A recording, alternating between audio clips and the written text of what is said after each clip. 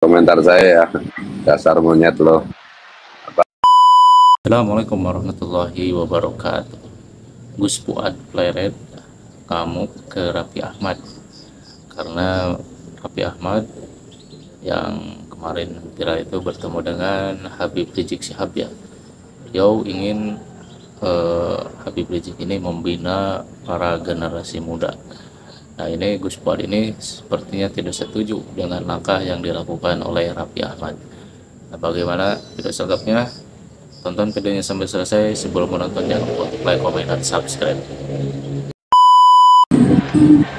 Assalamualaikum, salam sejahtera untuk kita semua. Om Swastiastu, Namo Buddhaya, Rahayu, Rahayu, salam Pancasila Merdeka. Sabtu kemarin katanya utusan khusus Presiden bidang generasi muda yaitu artis Raffi Ahmad mendatangi Rizik Syihab dan katanya minta nasihat. Komentar saya ya, dasar monyet loh. Apa kamu nggak paham, Raffi? Siapa Rizik Syihab? Rizik Syihab itu kan imam besar FPI. FPI itu Gus Dur bilang organisasi bajingan. Berarti Rizik itu imam besar bajingan. Sudah. Mengapa dibilang begitu? Ya karena semua gerakannya bikin kacau negara. Dia mencita-citakan khilafah Islamiyah di Indonesia. Dia mencita-citakan syariat Islam bagi Indonesia. Dia mendukung ISIS, organisasi teroris internasional. Sekaligus dia ditengarai bonekanya intelijen barat untuk mengatur Indonesia. Anak buahnya sampai hari ini kelakuannya bisa dilihat. Saya misalnya ya, salah satu contoh itu misalnya saya diundang di Malang aja, dihadang anak buah Rizik itu. Setiap saya diundang, dihadang, misalnya gitu salah satu. Jadi Rizik Syihab itu bagi saya adalah Syekhul Akbar untuk bidang caci maki dan perusakan generasi muda serta radikalisasi generasi muda. Kalau kamu Raffi Ahmad sudah diberi kehormatan Pak Prabowo sebagai utusan khusus generasi muda, kamu datangi Rizik, tanya kamu minta nasihat. Ya ini mencoreng Pak Prabowo. Aneh aja saya melihat ini. Begitu kuat kehendak Prabowo untuk menegakkan Pancasila, Bhinneka Tunggal Ika, NKRI, Undang-Undang Dasar 45. Tapi kok ya satu dua oknum di sekitar beliau ini kok kelakuannya kayak monyet seperti Raffi Ahmad. Kemarin si Miftah, kemarin siapa lagi? Saya cuma kasihan aja sama Pak Prabowo. Kalau kelakuannya kayak begini. Kalau kemarin juga dipersoalkan juga kan istrinya si Raffi yang di Singapura yang norak itu. Juga bisnisnya Raffi Ahmad yang tiba-tiba meledak itu. Banyak orang yang curiga itu bagian dari money laundering. Kemarin juga mau bikin bisnis di Nongito yang diprotes oleh masyarakat karena merusak lingkungan, meskipun dia akhirnya mundurkan diri. Jadi kelakuan monyet seperti ini harusnya dihentikan lah. Kasihan Presiden, kasihan rakyat Indonesia. Kasihan juga yang selama ini sudah mencurahkan pikiran tenaga, mempertaruhkan nyawa untuk menjaga bangsa ini dari diobok-obok intelijen luar dalam bentuk diradikalisasikan, diterorkan, seperti yang dilakukan oleh teman-teman Densus 88 dan BNPT gitu. Ya kamu kalau bodoh itu ya bertanya lagi Raffi. Saya kalau goblok itu yang memalukan gitu. Terkenal, populer, kalau pekok ya seperti ini. Aku kalau udah menyangkut radikalisme, menyangkut harga diri bangsa, menyangkut ideologi bangsa, Pancasila dan Undang-Undang Dasar ini aku langsung naik gitu ya, langsung naik. Makanya saya pakai kosakata monyet, aja udah halus. Saya pakai, kenapa saya pakai kosakata monyet ya? Saya kembali kepada Al-Quran. Ya, karena Allah kan berfirman, kunu kirodatan khosiin. Jadilah kalian monyet yang buruk karena kelakuan kalian. So, itu ya si Raffi Ahmad. Yang kenal sama si Raffi Ahmad ini,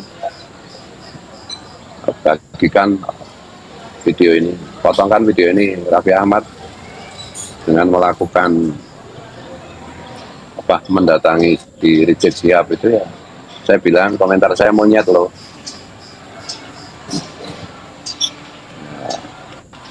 Emosi saya gini.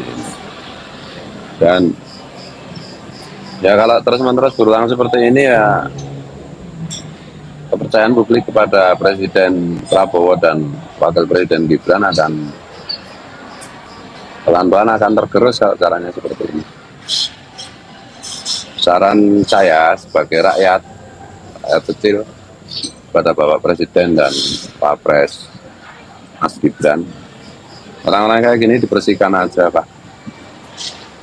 Ngotori wajah Bapak itu, mencoreng wajah Bapak. Tuh.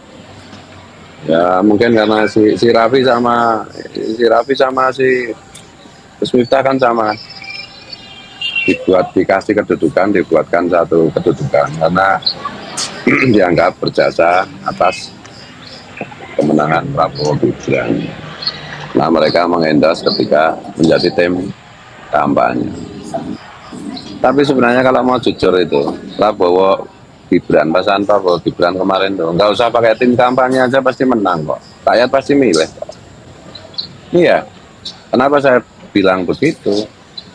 Ya karena momennya pas. Nah, situasinya pas di mana Indonesia itu membutuhkan pasangan Prabowo Gibran. Jadi yang saya maksudkan itu nggak usah lah Pak Prabowo dan Mas Gibran tuh merasa berhutang budi kepada tim kampanyenya. Kalau mau dicoba nanti 2029 Prabowo Gibran maju lagi dan nggak usah pakai tim ses, saya jamin menang. Juga yang kemarin, tuh. Ini saya di Malang ya, di mana? Di Cimory ya. Di Prigen ya. Caranya sejuk dingin, jadi emosinya bisa lebih saya tahan. Ya, mungkin kalau saya lagi di tempat yang lebih tidak sesejuk ini, mungkin saya meledak-ledak. Kalau udah menyangkut Pancasila, Bhinneka Tunggal Ika, saya nggak bisa menahan diri. Karena itu berkali-kali saya katakan, Indonesia itu Pancasila, Bhinneka Tunggal Ika. Kalau itu dilukai, kalau itu apalagi dirusak, hancurlah Indonesia. NKRI itu bubar. Artinya hancurlah masa depan anak cucu kita. Dan ini si Raffi Ahmad tuh, kok begitu sih kelakuan lo? Kalau lo bego itu ya belajarlah dari yang tahu. Jangan asal-asalan kayak begitu. Kalau enggak ya udah itu. Mohon Pak Prabowo dan Mas Gibran pecat, bersihkan orang-orang seperti itu. Nggak ada gunanya mencoreng wajah Bapak berdua. Membuat rakyat terluka. Silent majority Indonesia itu kan Pancasila Bhinneka Tunggal Ika. Kelompok radikal khilafah, syariat Islam dan kotoran-kotoran lainnya itu kan nggak lebih dari 5% sekarang. Tapi kalau dibiarkan, kalau diberi ruang, dia bisa berkembang toh. nggak ada kompromi kalau soal Pancasila, Bhinneka Tunggal Ika. Dan nggak boleh ada kompromi, karena itu adalah masa depan kita, masa depan anak cucu kita. Jangan biarkan dan jangan remehkan. Disrupsi yang demikian rupa ini memberi banyak celah untuk tersebarnya paham anti Pancasila dan Bhinneka Tunggal Ika dengan cara dan metode yang tak terduga. Jadi sekali lagi, jangan bermain-main dengan hal-hal yang seperti ini. Dan Raffi Ahmad kemarin kan juga yang nguing-nguing mobilnya itu kan pakai ngaco itu kan mobil, dan ngeles juga kan mobil dinas dia kan di Jakarta itu. Mungkin gara-gara aja ini anak ini dulu juga kena narkoba, jadi rehabilitasi, harusnya di penjara itu. Orang-orang kayak gini jangan dianulak. Ya, kalau mau tetap jadi staf khususnya presiden ya mohon tuh Pak Mayor Teddy tempeleng itu kelakuan kayak gitu, itu nggak cukup ditegur, tampar mukanya itu. Karena kelakuan si Raffi Ahmad mendatangi Rijek itu menampar muka, sama saja dengan menampar muka presiden dan wakil presiden. So, nanti lama-lama jangan-jangan ada persepsi bahwa pemerintahan Prabowo Gibran ini memberi ruang kepada kelompok radikal kan.